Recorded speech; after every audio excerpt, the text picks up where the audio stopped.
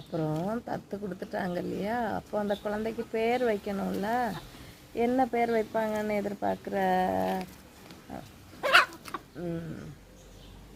சரி, அப்புறம் அந்த குழந்தைக்கு என்ன பேர் தெரியுமா வச்சாங்க? வேதபத்மா.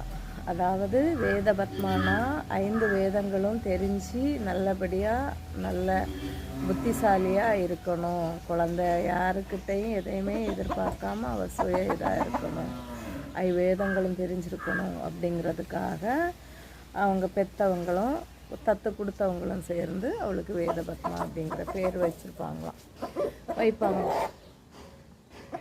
அப்போது அந்த குழந்தையோட அத்தை வீட்டில் வளர போகும்போது அவங்க அப்பா அம்மா என்ன நினைக்கிறாங்களாம், நம்ம தங்கச்சிக்கு சொத்து சுகம் எல்லாமே இருக்குது, நம்ம குழந்தைய நல்லா பார்த்துக்குவாங்க அப்படிங்கிற ஒரு நம்பிக்கையில் அவங்க இருந்துடுறாங்க.